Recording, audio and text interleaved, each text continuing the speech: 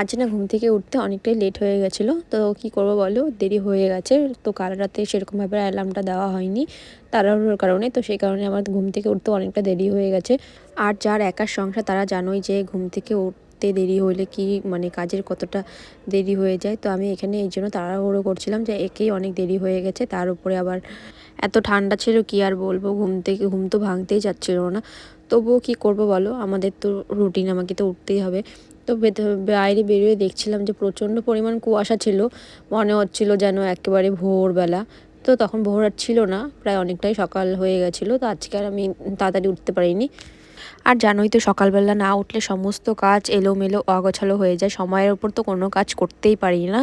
তার উপরে আবার ছোট দিন, আর আজকে যেহেতু এত কুয়াশা ছিল, কুয়াশা তো যেমন তেমন ঝিরিঝিরি বলতে পারো, এক দু ফোঁটা করে বৃষ্টির মতনও পড়ছিল। তো কী করবো বলো, কাজ তো করতেই হবে, সে কারণে সমস্তটাই মেনে নিয়ে কাজ করা শুরু করে দিয়েছি। তো সবার প্রথমে আমি চেয়ারগুলোকে বাইরে বের করে দিয়েছি, কারণ হচ্ছে এটা আমার প্রতিদিনই নিয়ম আর কি। ঘরে আর চেয়ারগুলো রাখি না বারান্দায়, সে কারণে আমি ওগুলো প্রতিদিনই বের করে দিই। আর তারপর তো সবার ফার্স্টে আমি বাসি উঠোনটাকে একটু ঝেড়ে নিচ্ছিলাম। আর দেখো এখানে না মানে আমাদের উঠোনে আর কি যেহেতু বালি ফেলা হয়েছে, তো এগুলো উপর দিয়ে দেওয়া হয়েছিল, তো সেগুলো না অনেক ছিঁড়ে গেছে। তো এগুলোকে আমি কয়েকদিনের মধ্যে চেঞ্জ করে দেবো। তারপরে দেখো আমার তোমাদের সাথে কথা বলতে বলতে প্রায় উঠোনটা ঝাড়াও হয়ে গেছে। আর আমার উঠোনটা যেহেতু অনেকটাই বড়, প্রায় অনেকটাই সময় লাগে জানো না ঝাড়তে, আর এদিক ওদিক সমস্তটাই ঝাড়তে অনেক সময় লাগে। আর উঠোনে এত বালি, তোমাদেরকে আর কি বলবো। তো তারপর দেখো আমি আমার বাগান সাইডের এই সাইডটাও একটু সুন্দর করে পরিষ্কার করে নিচ্ছিলাম। সুন্দর করে বলতে কি আর বলবো, প্রতিদিন তো পরিষ্কার করি, তো আজকেও করে নিয়েছিলাম। আর ওখানে না আমি কিছু গাছ বুনেছি, কিছু ফুলও বুনেছি, তো সেগুলো হলে তোমাদের সাথে শেয়ার করবো। আর মানে এই ঠান্ডার মধ্যে, আর তারপরে আবার দেখো কি হাওয়া চালাচ্ছিলো।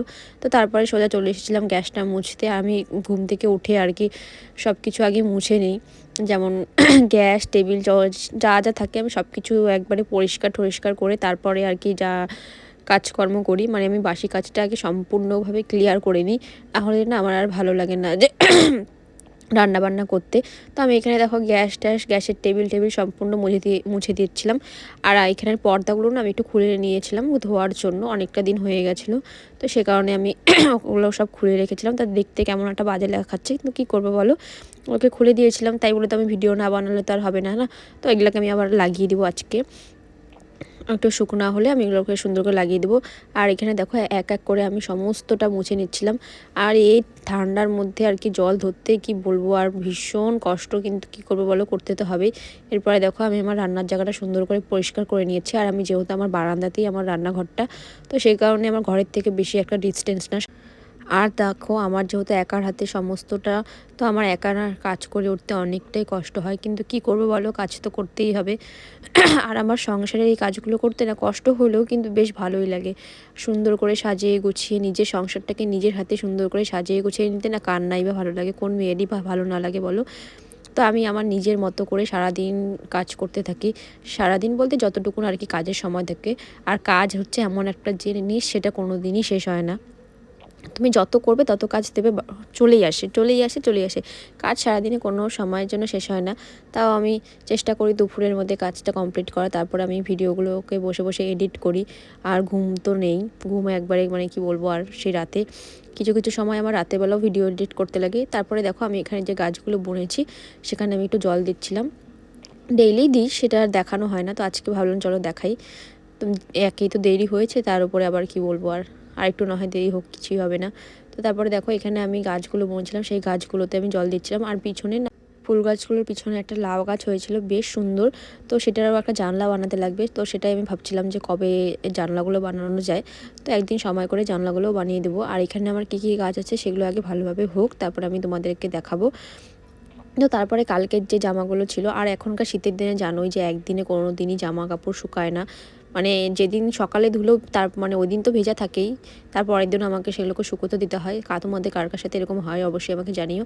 তো তারপরে দেখো আমি এখানে কালকের যেই সমস্ত জামা কাপড় ধুয়ে দিয়েছিলাম ওগুলো সব এক এক করে এখানে মেলে দিচ্ছিলাম। আর ভাইকে আমি দু একটা জামা কাপড় আনতে ভুলে গেছিলাম, হয়তো সেগুলো ভাইকে বলেছিলাম এনে দিতে, কারণ ভাইও ঘুমের থেকে উঠে পড়েছিল। আর ও এখানে বসে বসে দাঁত ব্রাশ করছিল, তার উপরে দেখো কি পরিমাণটাই না হাওয়াটাই না দিচ্ছিলো, একেই তো এত কুয়াশা। তো তারপরে সমস্ত কাজকর্ম সেরে আমি একটু চা বানিয়ে নিয়েছিলাম, আর এখানে বসে বসে চা খাচ্ছিলাম আর ভাবছিলাম আজকে কী রান্না করা যায়। তো অনেক কিছু ভাবনা চিন্তার পরেই আমি এখানে দেখো রান্নার সব কিছু জোগাড় করছিলাম। ফার্স্টে আমি এখানে বসে বসে আলু কেটে নিচ্ছিলাম। মানে বসে বসে কি বলবো আর, আমি একটু সুবিধা মতন কাজ করতে বেশি ভালোবাসি। আমি আমার মন মতন যেটা যখন মন চায় তখন সেটাই করি। তো সেরকমভাবেই আমি এখানে গানও শুনছিলাম আর কাজও করছিলাম। তারপরে দেখো আমি এখানে চলে এসেছি সোজা আমার রান্নার এখানে। তো শীতের দিনে না আমি উনুনে রান্না করতে আমার বেশ ভালো লাগে, আর আমি উনুনে রান্না করতে আগাগোড়া থেকেই খুবই ভালোবাসি। আমি অনেকের মুখেই শুনি যে উনুনে রান্না করতে নাকি তাদের ভালো লাগে না, কিন্তু আমার আগাগোড়া থেকে উনুনে রান্না করতে খুবই ভালো লাগে। আর যেহেতু এখন শীতকাল, সেটা তো কোনো কথাই হবে না, তো আমি সেই কারণেই চেষ্টা করি উনুনেই রান্না করতে। আর আমার উনুন ধরাতে কোনো দিনও কেরোসিন তেল ব্যবহার করি না, আমি প্লাস্টিক দিয়ে উনুনটা ধরিয়ে নিই, আমার ভালো লাগে। আর এরকমভাবে হাঁড়িতে লেপ দিয়ে সুন্দর করে রান্না করতে না আমার ভীষণ ভালো লাগে। এটা আমার অনেক দিনের ইচ্ছা ছিল, তো সেটা আমি আস্তে আস্তে আমার এক একটা ইচ্ছা আমি পূরণ করছি। আরও হবে আমি জানি, সেটা আমার বিশ্বাস। তো আমার এরকম অনেক ইচ্ছা আছে যেগুলো, মানে ইচ্ছাগুলো সেরকম একটা বড় না, খুবই ছোট ছোট ইচ্ছা। তো সেগুলোই আমি পূরণ করব আস্তে আস্তে। জানি না কতদূর কী করতে পারবো, তবে চেষ্টা করব। আর এখানে দেখো আমার মনে হচ্ছিলো যে হাঁড়িটা একটু বেঁকে বেঁকে আছে, তো সেই কারণে আমি হাঁড়িটা একটু সোজা করে বসিয়ে দিয়েছিলাম। আর তারপরে আজকে আমি ভেবেছিলাম আজকে একটা ভালো স্পেশাল মেনু করব, সেই কারণে সব কিছু রেডি করে নিয়ে আমি একবারে কাটা বাটা করতে বসেছিলাম। কারণ কি, একবারে সব কিছু রেডি করে নিয়ে বসলে না দেখবে তোমার কাজটা অনেক সহজ হয়ে যায় আর অনেক ইজিলি তাড়াতাড়ি হয়ে যায়। আর রান্নার সময় একটা বসিয়ে দিয়ে আর একটা কাটাকাটি করতে না অনেক অনেক অনেক ভেজাল হয়। তো সেই কারণে আমি কী করি, রান্না করার আগে সমস্তটা আগে কেটে নিয়ে বেটে নিয়ে সব কিছু একবারে মশলা করে নিয়ে তারপর আমি রান্না করতে বসি। তাহলে কি হয়, রান্নার সময় এদিক ওদিক করতে হয় না। আর আমি এখানে রান্না করছিলাম আর একটা গান শুনছিলাম, বেশ ভালোই লাগে বলো, একা একা বাড়িতে রান্না করছি আর একটা সুন্দর মানে গান শুনছিলাম। আমার তো বেশ ভালোই লাগে।